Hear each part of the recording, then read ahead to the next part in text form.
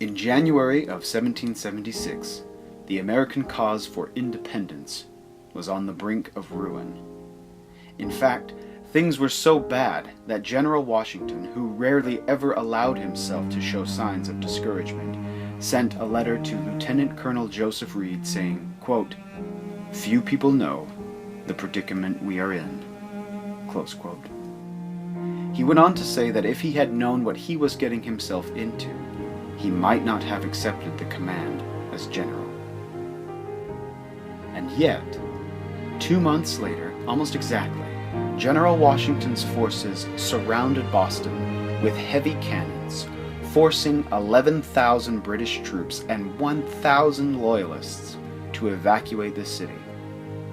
In a bloodless maneuver, Washington had managed to revive the American cause and change the fortunes of the war.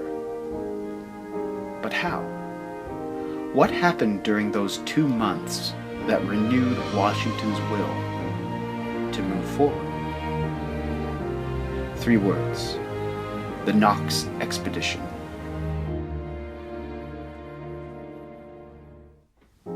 Henry Knox was a 25-year-old bookseller who enlisted to serve in the Continental Army. He was promoted to colonel and soon became good friends with George Washington. In November of 1775, General Washington asked Colonel Knox to retrieve heavy artillery, cannons, from the recently captured Fort Ticonderoga in New York and bring them to Boston. The assignment was no easy task.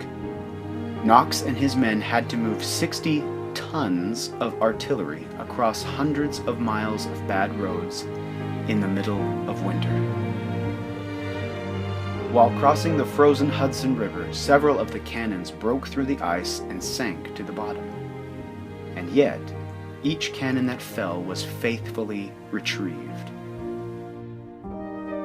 Initially, Knox believed that the expedition would take him only 2 weeks, when in reality it took him 10 weeks. But his late arrival proved to be just in time, giving General Washington the confidence and the cannons to move forward and take Boston. Of Henry Knox's expedition, historian David McCullough wrote, "Knox's, quote, noble train," close quote, had arrived intact. Not a gun had been lost. Hundreds of men had taken part, and their labors and resilience had been exceptional. But it was the daring and determination of Knox himself that had counted above all.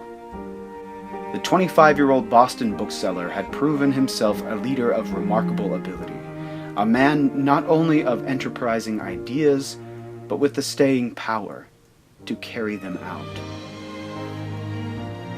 I think this story has a lot of parallels in our own lives.